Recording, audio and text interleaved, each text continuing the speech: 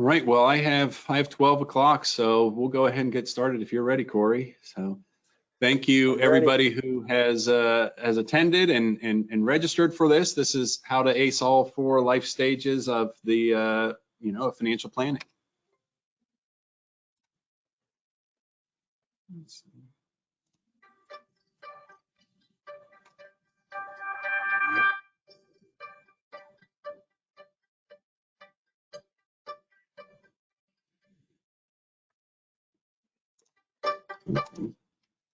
Okay, and this is part 2, of course. So a little bit about the firm for folks who are not familiar. We're really excited. There's always a lot of our existing clients that join to learn a little bit more about what we do and to just learn a little bit more about all the processes. But there's a lot of folks on here that maybe aren't clients of ours yet. And so want to give you a little history about us. So we are headquartered in Pittsburgh with offices in Harrisburg and Florida as well. And we are, we do everything in-house. So we have advisors like Corey and myself. We have a great planning team. We have a great marketing team with Haley and Miranda who set this up, and a great tech team to make sure things go through as smoothly as possible. We also have in-house asset management. So we have folks that do all the research, and we're really lucky to have a great team of staff and support to make sure that our clients are well taken care of.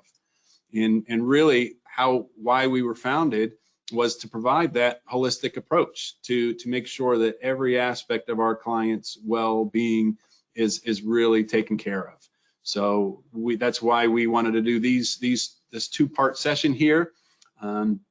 Corey did part 1, and we'll do a little bit of a recap there. And this is part 2, and hopefully you'll get some value out of the 2 parts that we did. The webinars are really for your benefit. We want to benefit our client in the community to just have a resource to go to. This will be on our website. It will be on our blog. So if you think of something that you don't really remember from the presentation, you can always go back to our website and take a look. And take a look at some of the past ones that we've done. There's a lot of good stuff there, and hopefully you can get some value and send it to your friends and family, and they can maybe get some value as well. So we just kind of view ourselves as that life advisor where, hey, anytime you or your family have a financial need or a financial concern, call us first. We want to make sure you're doing it the right way. We don't want you to make any mistakes, and whatever we can do to alleviate those trials, then that's what we're here for, right? Definitely. Definitely. So little bit about myself. This is going into year 12 for me as an advisor, certified financial planner as well with the firm. So really have been doing this for a while, and love just talking to people and getting to know what is important to them. For those that have joined webinars of mine in the past, really how I got started was a really long time ago when my grandfather gifted a few shares of McDonald's to me for a holiday, and I thought it was a terrible gift as an 8-year-old, but I still have some of those shares today, and it really got me interested in the market. So I love to be able to help others use finances as a tool to live the life they like. And outside of work, it's really all about family to me. My wife and 2 kids, we've got a 3-year-old and a 9-month-old at home, so very, very busy at the Riddle household. So very excited that Corey, my colleague, is here. He's going to help me with this presentation. So very glad that he's with us, and I'll let him speak a little bit about himself.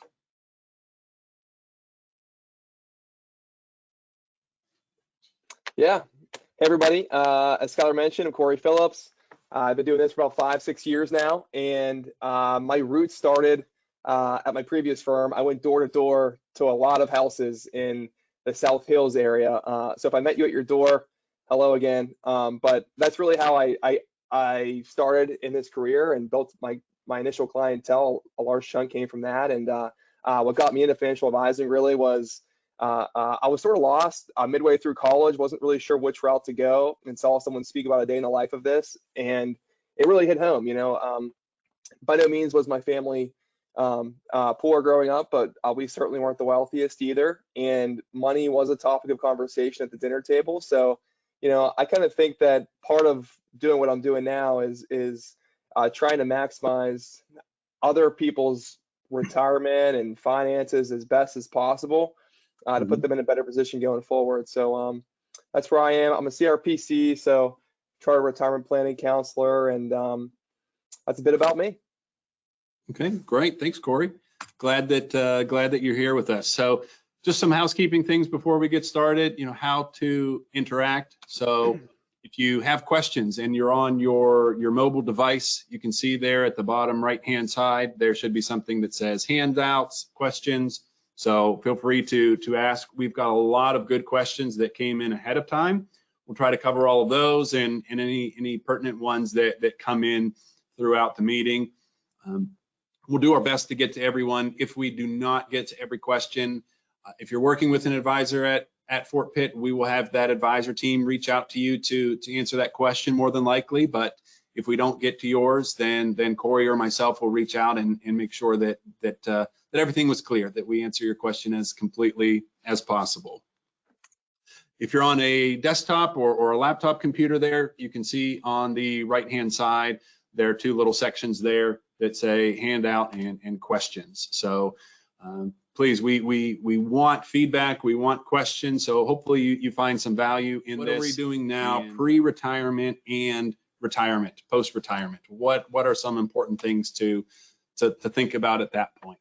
So we'll really be focusing on four major topics here. So how and when to hire a financial advisor, developing a comprehensive planning to get to retirement, and then we want to keep you there. The last thing we want to do is call somebody up and say, okay, hey, Corey, sorry, you're going to have to get a job. You're retired, but now it's time to go back to work. So we want to make sure that call never happens. So we've never had to make that call and never want to make it. So those are the main things that we will be discussing here today. So we'll keep an eye on questions as they come in and certainly try to answer as many as we can.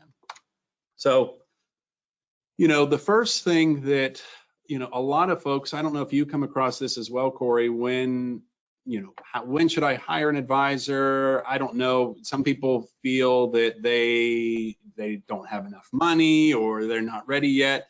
But really what I've come across is a lot of people feel like they can do it on their own. I mean, are you running into people like that as well? Yeah, there's certainly people out there that feel that way. There's people on the opposite end of the spectrum too who think, God, I want nothing to do with this. It's complex. I'm a dentist, I'm a mechanic, I'm a plumber, and my day job doesn't permit me the time to really do the research. But there are some do-it-yourselfers out there, definitely. Yeah, I come across them. Yeah, and you're right. Everybody's a little different, and this is always good to show something like this to just talk through that. You can see the orange bar is the one on the far right, and that's what the average investor has done over the last 20 years, on average. If you are an average investor, do it yourself, 3.6%. So, a little bit better than cash. So that's good. You did better than if it just stayed in your bank account there. But that's the point of making sure where the right planner and the right advisor can come into play and be invaluable is not so much how it's invested, although that's important, but also preventing someone from making a pretty grave and pretty terrible decision. So you mentioned earlier, Corey, the last thing you want to do is sell everything today while everything's at a deep discount, right? Definitely. So, yeah. And I think that's what drives that number down so much. I mean, what makes the average investor at 3.6% is, okay, COVID's hitting March of 2020, market's getting really bad, let's sell out. And there's people who really considered selling out at the worst of the worst in COVID, and there was a client who wanted to sell, I think, March 27th of 2020. And if they had waited through April and just stuck it out, they would have made 10% back. Through May, another 10% back, and through the end of the year, 50% gain occurred from there. So there, it's just nearly impossible to pull out and be right. But if you are right, then getting back in, and I mean, the success rate's got to be close to 0% on really capitalizing on that. Absolutely. And it doesn't mean that you just put in something and never ever look at it again. That's not how we run our portfolios. We're very, our team does a great job of trying to see what is coming on the horizon. They're not going to trade every single day, but different times, given the state of the economy and global markets, maybe it makes sense to do some shifting one way or the other without, selling everything or going all to cash. So it's something where if you are do it yourself, try to take emotions out of it, but sometimes it's really difficult to do that. So some other things that I like to talk about is kind of what a typical client process is for folks that work with us. So some of this may be a repeat if you are a client already and you went through the process. Hopefully it was pretty similar to this.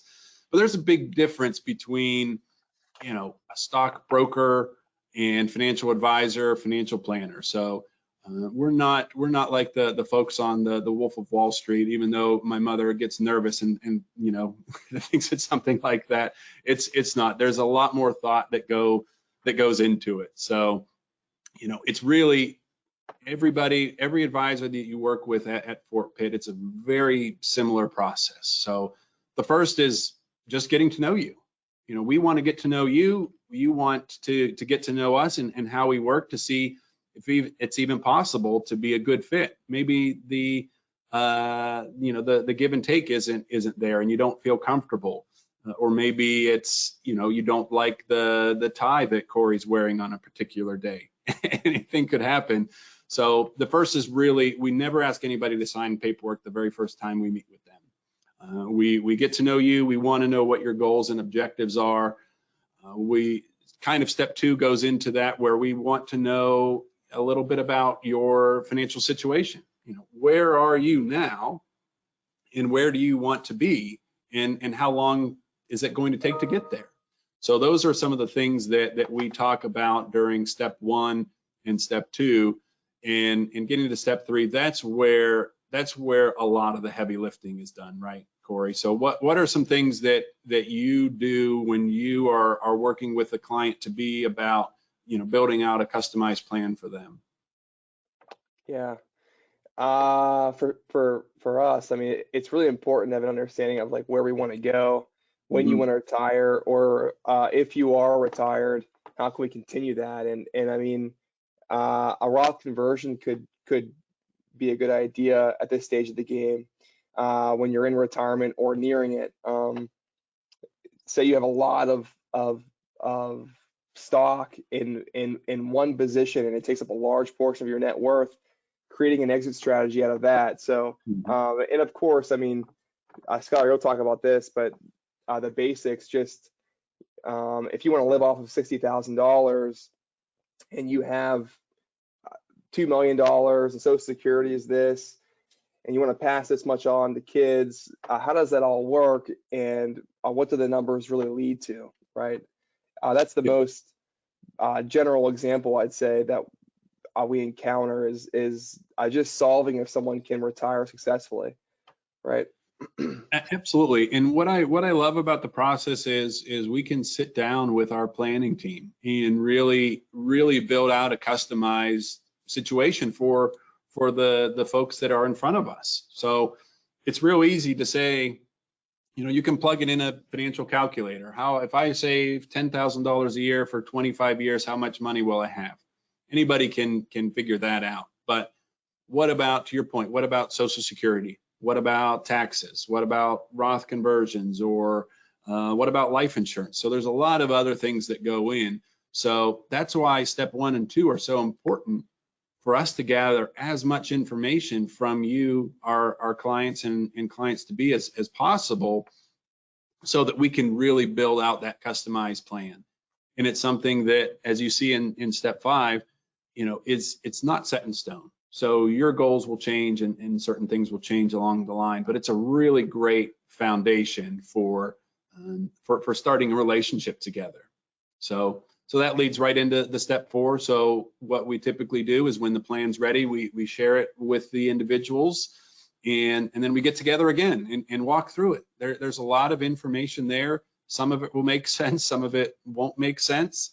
And oftentimes folks are ready to make a decision at that point, or maybe some people need a little bit more time. Everybody's unique in that sense. So once we are working together, it's reviewing the process so that when a year like this comes around, we are prepared. Did we have the right allocation? Did we make the right moves over the last few years to make sure you're well positioned, to make sure that your income level doesn't need to change if you're in retirement? And if you're working, keep going, keep doing what you're doing to add to it. So it's something where we want to communicate early and often with the plan to make sure we're all on the same page. So this next slide is kind of just a little bit about all of the things that we like to talk about with our clients. So some of the things we don't even do in-house here, but it's really important to talk about it. So I know, for instance, there was a gentleman that we just started working with that wanted some assistance with managing his assets, but also both of his parents needed assisted living facilities and those sorts of things. So he said, what do you think? I was quoted a normal long-term care policy and it was really expensive. I don't know what else is out there. So just asking those questions. What's important to you? What are some concerns that you may have? What, for your family, for yourself? We ask those things, then we can bring in some experts if we need to kind of help bridge that gap, or at least give our clients some options of these are a few things that are out there. This is maybe what we recommend, but these are a few things to at least consider before you make a decision that could impact you financially. Do you have any situations where you've needed to use a lot of these things too, Corey? Yeah, definitely. I mean, just this morning, 9 o'clock, jumped on with a client, talked to her and her accountant, and what we talked about was if we sell this position that she owns that doesn't have a cost basis and it generates a bit of a gain, how would that impact her Medicare premiums going forward? And what would that look like from a tax perspective? So, I mean, yeah, it's frequent. It's frequent that we're working with professionals, whether it be accountants, like I mentioned, or attorneys, and really getting someone's estate plan down. That goes in, I think that kind of goes with what you said, Skylar, about like financial planning and financial advice versus just throwing a product at somebody or selling an annuity to somebody, or hey, buy this stock, it's hot, right? It's doing all phases of the planning process, and part of that's certainly investments, and that's what our asset management team does really well. But the other piece is talking with these professionals and talking about your plan and addressing things as they come up. Yeah, absolutely. So one of the things that I love as well, everybody steals different sayings from folks. So I'll steal something from Ted, who's one of our founding partners, and he said, hey, we don't make widgets. We're not in the back manufacturing anything. The only thing we have are the relationships. So the better the relationship, the better this whole process is. So it's really important to have that. And there's some heavy stuff there to go over. And if you know somebody and trust somebody enough to have these conversations, then that really only sets you and your family up better for the long run. Definitely. So if we kind of get into the two stages, the first one is the pre-retirement stage. So You may be maxing out your retirement plan. You're saving in IRAs. What are some things that we should be doing here, and what are some things to be mindful of? And really, I think it comes down to 4 big things there. The first is, everybody's heard of asset allocation, and that's important for sure, but it's also important to have asset location right. So what that means is, yes, you're saving money, but are you saving it in the right areas? Are you maximizing your to peek ahead a little bit, your tax efficiency? So we already mentioned, if you are contributing to a work plan and you're fortunate enough to have a match, whatever the company puts in is going to be pre-tax. So that's terrific. If you're like most folks, you're probably defaulted in or just automatically put into the pre-tax option unless you go in and make a change. So for some, that's good, but others, maybe it does make sense to at least add some money into the Roth portion of your work plan. And if you don't have a work plan, IRAs are a great way to do that. And if you are not eligible to contribute through the work plan, the IRAs, really the income limits almost go away in that sense. So you can do some great planning by saving in an individual retirement account alongside of that. But something else that's important, and Corey, I'll have you talk about this. A lot of people just throw all their money in a retirement account, but a taxable account can be really helpful as well, right? Definitely. Yeah. I mean, yeah, we call that like just being too heavy, in our retirement accounts. So that the taxable account, the beauty of this type of account is really, if you're in your 50s and you aren't 59 and a half yet, so you can't really access those retirement dollars without being maybe taxed or penalized in some cases. The taxable you can always pull from, and if you're already maximizing your 401k plan or maximizing your IRA, being able to add into that taxable account is huge because it's going to beat the bank over a long period of time. Mm-hmm. And it gives you exposure to other investments, but I can also access that without penalty. Yeah, you pay capital gains taxes on it, but the flexibility that you get with that account is huge. And I mean, there's a case I'm dealing with right now where someone's going through a divorce, unfortunately, and most of their assets are in retirement assets. So they're trying to divvy things up and make it fair. But if the spouse needs money now and they're both under 59 and a half, they may have to pull out of the taxable accounts and see it be taxed and maybe penalized if it doesn't all occur right at the divorce. Mm-hmm. So I mean, taxable accounts are huge, and it's a key component to saving. Yeah, I love the flexibility of it. We're big advocates of save as much as you can in retirement and defer taxes or mitigate your tax risk later down the road. But if you want you need to have some intermediate goals as well. Maybe it's saving for a child's education, or maybe it's their wedding or a second home or something. A taxable account's a great way to do that, where you can make more money, but also you're not paying a lot of taxes or penalties. The other account we'll just briefly touch on, health savings account, is probably the best account in America. It's the only account where it's tax-free all around. So you get a tax deduction for putting money into it. If you use it as it grows, you can invest it, and it can be the taxes, you're not paying any taxes on the growth. And when you take it out, if it's for a health expense, it's tax-free. So not everybody has the ability to have this. It has to be through your work plan, and you have to have a high deductible plan there. But if you do, most people don't even use it. So if you have ability to use that, try to max that out, because that's the best account that there is. And if you save enough, you actually can invest that. We talked a little bit about tax efficiency, and the 2 things that I'll touch on this one, this is a perfect example, is tax loss harvesting. What that means is, okay, maybe it's a stock or an investment that we like, but it happened to be down 25% this year, like the market. What we're able to do is sell a particular investment or maybe several investments and realize a loss, and then we can buy something similar or rebuy that name 31 days later. And what that really helps you with is taxes. So you can use that loss to offset any gains you have. And if you don't have any gains, then you can use a little bit of it to write off your income.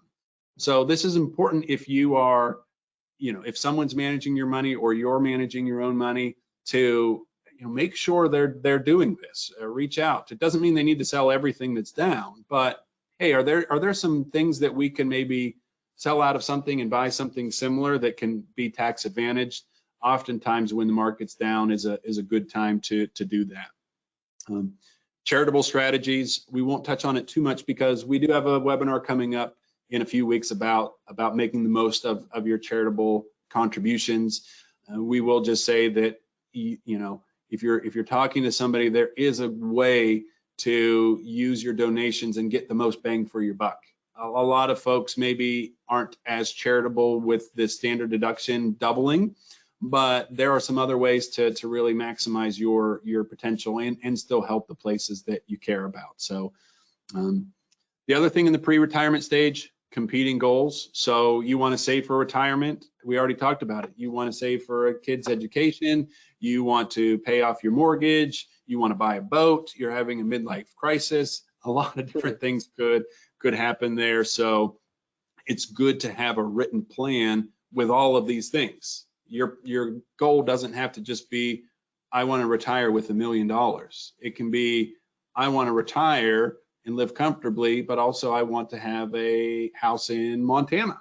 Okay, how can we get there? So it doesn't mean that it's bad to have more than one goal. It just means that you need to talk about it and have those things together.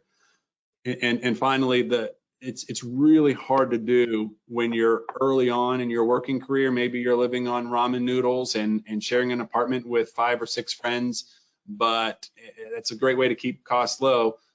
But you're eventually going to grow up and have more expenses. So trying to avoid the lifestyle creep where every time you get a raise, that money's already spent. That's the last thing that you want. You still, a great thing is every time you get a raise, maybe bump up your 401k contribution another % or 2. So I know, Corey, you've run into folks who, make a lot of money, but they don't really have a lot saved, right?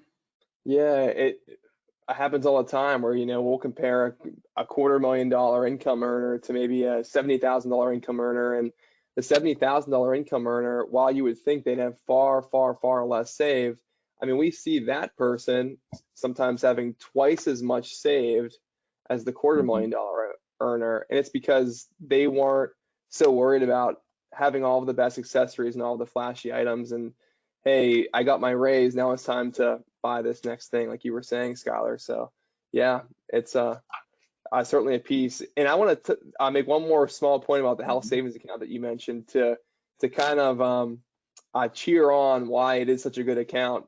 To your point, at 65, right? When I say you put too much money in this account and you don't need it for health expenses anymore, you can essentially use it as a traditional IRA at that point and not be penalized. So it's a good account. I like it.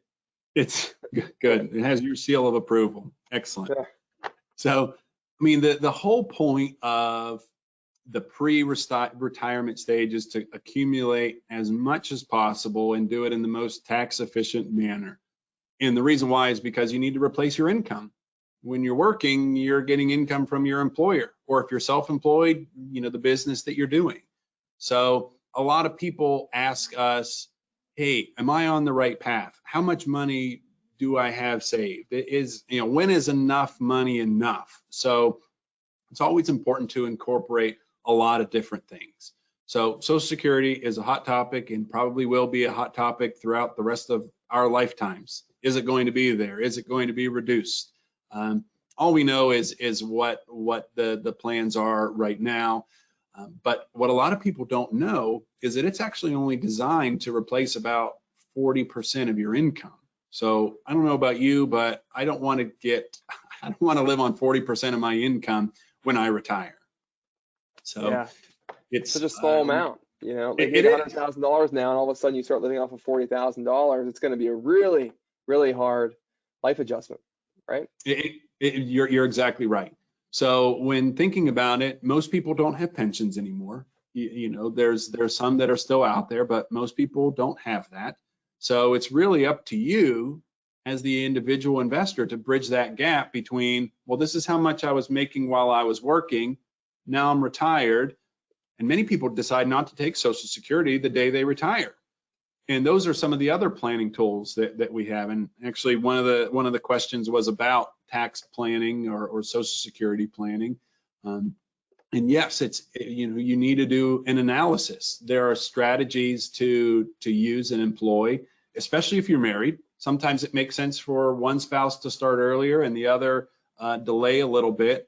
So at the end of the day, how can we maximize that, keep you in the right tax bracket, make sure that we're not bumping you up higher where you're going to pay more for Medicare expenses or other healthcare expenses. So it's not as simple as, well, I'll take it at full retirement age just because that's what everyone always says, or I'll take it at age 70 because that's when it's maxed out. Everybody's a little different. And Yeah. if you're having that conversation with somebody where they're asking, when is enough enough? Well, it's enough when you can live off of your principal, and you're from the money that you have saved up, you can draw that down safely, ideally without touching the principal, and replace your income. We'd love to say you can get 100% of your income. So if you're making 100,000, like you said, Corey, we want you to make $100,000 in retirement too. So, if you're talking with somebody, that's what you should do is make sure that you're on the right path and forecast where that will be and what your expenses will be once you hit that particular stage. Yeah, and taking out an appropriate number from your savings is huge too, because we want you to be in this scenario. There's clients that we have that started with us around when we started, and they started with a certain dollar figure. They've withdrawn more money than they started with, but now they have more money than what they started with. So that's what we want to be able to deliver for you. If you're a client now, or if you're a potential client, is pulling out the right amount so that we can make that happen. And whether you want to then use the pile that you have now for a big expense or a big trip, or just create a larger inheritance for the people that you care about, or charities that you care about. No, you bring up a good point, and a lot of folks may have heard of the 4% rule. And if you're not familiar, that means that some experts say you can take out 4% of your account per year and not really run out of the principal. For some people, yeah, maybe that's right. For other people, maybe it's not right. How are you invested? Are you in all bonds or cash? Do you have some stocks, or is it just sitting in the bank account there?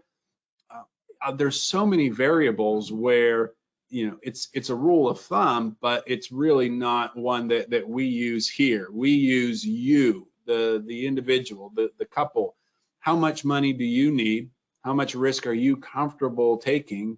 And can we build a structure where you can invest properly and live comfortably? So we build it to you rather than just saying, okay, well, you need $40,000 a year to live on, so you need $1 million. It's good for back of the envelope math, but it's not good when you're trying to build out a retirement plan. So definitely, that's a good point. And that kind of just leads us right into that last stage, the retirement stage. So you have done well in the beginning. You've paid off some debt. You've started saving at your first job. Your lifestyle has changed. Maybe you're married with kids, or maybe you're starting your own business. And now you're at that point where you say, okay, I'm ready to hang it up. And maybe retirement's a 4-letter word for you, and you'll never fully retire. You'll stay busy, stay young, but maybe your normal 9-to-5 job is gone and out the window. So we talked about asset location before. So if you heeded our advice there and your assets were located in appropriate buckets, now we can focus on asset allocation a little bit more. So we want you to have at least 1 to 2 years of your expenses, what you need to live on, in cash. And this is when you're retired. You'll probably need less than that when you are working because you're getting income coming in every so often. But when you're retired and you're, hey, this money that comes from my portfolio every month, I need to use that to pay the electric bill. And then what if something happens? What if the air conditioner or furnace goes, or you need a new roof? So you need at least that saved when you're retired in cash. And then above and beyond that, the next 3 to 5 years should be also out of the stock market, depending on your situation. So that helps weather the storm a little bit more. So you can be in individual bonds or other strategies that usually fluctuate a little bit less than the broad market, and you're getting interest payments regularly. So even if bond prices are down like they are this year, at least you're getting that coupon, that interest payment every 6 months. You know it's going to be there, and you know when that bond comes due, you're going to get paid out, and then we can reinvest it at a better interest rate. So we always want to have several years out of the market so that you can weather a storm and make sure that you're not having to sell your stocks when they're down 25, 30%. Yeah, tax efficient.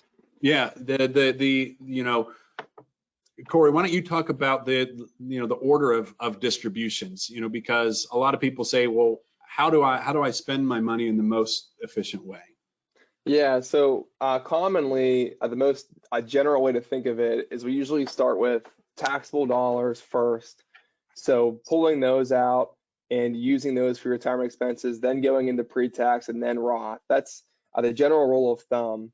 Now, are there situations where, like my phone call this morning, where someone may want to pull more out of a Roth instead of traditional first, just to stay under certain limits so their Medicare expenses don't go up? Yes, that certainly happens. And if you have a large pile in Roth and you don't want to breach the next tax bracket to harm other areas of your finances, maybe you do take a chunk out of your Roth earlier than anticipated. But more often than not, it is the taxable first, pre-tax, and then Roth, and that's how we'd advise pulling it out. And same with, I just thought of this, another client, actually same client from this morning, has an inheritance, and that IRA would have had to been withdrawn within 10 years now with the new rule.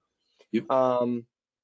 So rather than taking her common distributions from her own IRA, we decided to take them from the inherited IRA to liquidate that first, so she wasn't put in a position 10 years down the road to take all of that out at once and then bump her into higher tax brackets or distribute more than she needed to. So there are some exceptions and things to think about through it, but generally, if you're doing things on your own, that's a good starting point.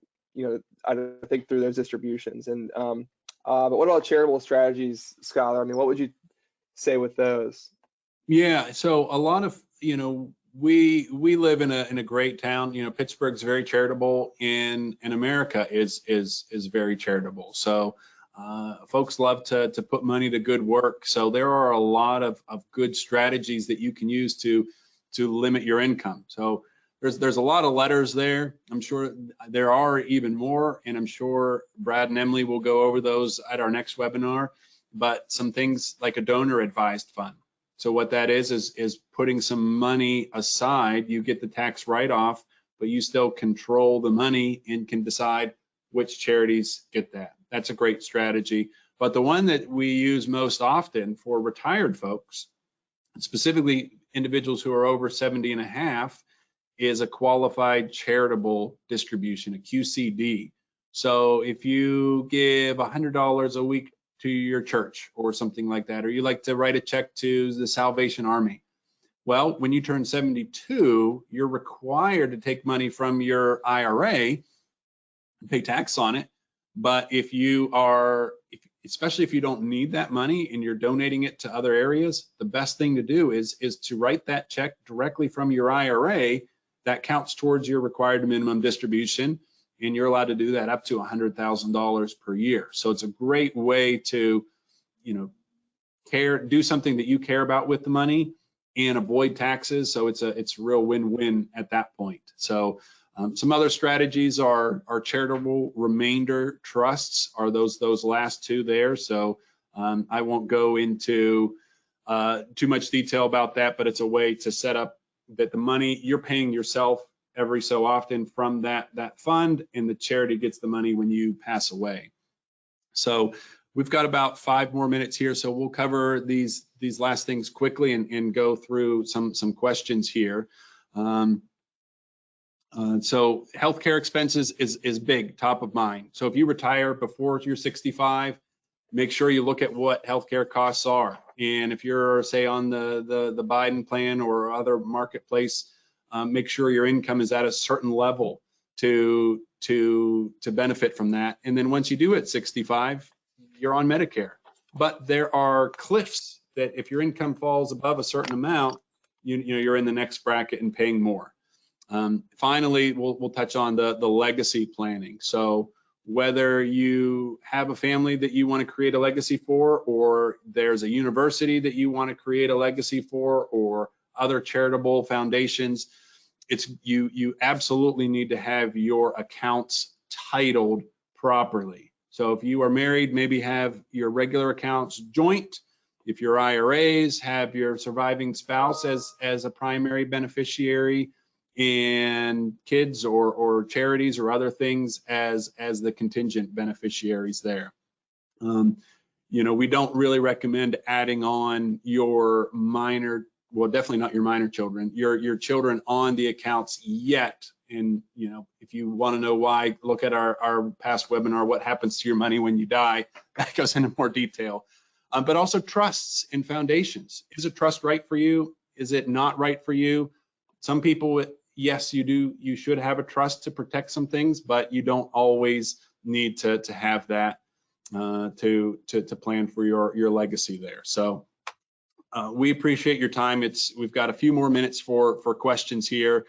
We will go over those now, but we want to talk about the charitable gifting strategy that our team will be talking about in November there. So that's really what we'll focus on now, is just the questions. So one came in about how to title the will, that charitable contributions, should charitable contributions come through the IRA there. So it's a little more difficult when you are talking about if you're alive, then yes, make the charitable contributions from your IRA. But once you've passed away, then that money is going to go somewhere else. So you can set up a charity as a beneficiary from your IRA, but if you set up your family members as beneficiary, and if it's a child, not a spouse, then they have to withdraw that money within 10 years. It's completely different. Qualified charitable deductions aren't really applicable at that point. So the QCD is really used for your lifetime. And we would, there are some strategies to have money go to charities in the event of a beneficiary, but not in that case there. So some other ones, talking about the inheritance tax in Pennsylvania, that's about 4.5%. So should you have property in Florida as opposed to PA or another state that doesn't have income tax or inheritance tax?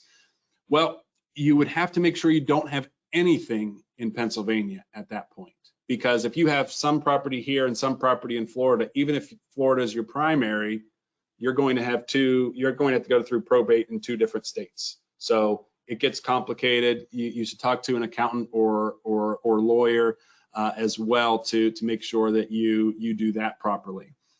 Let me see some other questions that came in. Maybe we have time for one more. So, I think it's really about, you know, probably the most timely is how to invest for today. So whether you're pre-retirement or in retirement, it comes back to the plan. You make sure that your assets are in the right accounts, make sure that that is allocated properly, because you know, you can really avoid a lot of financial heartache. Avoid selling when the market is down, if the plan is right. If you're younger, it's a great time to add more money to the account. If you are retired, you know, make sure you're talking with somebody. Make sure your spend rate is appropriate and you're not taking out 10% from your accounts, because you can really get out of money pretty quickly there. So as long as you have, and yes, the stock market is down, but not the entire stock market is down the same. So there are absolutely some stocks in the market that are holding up a lot better. So, you know, we have shifted some of our focus to that, and hopefully you've done the same a little bit there. So there's always some good opportunities out there if you're willing to look.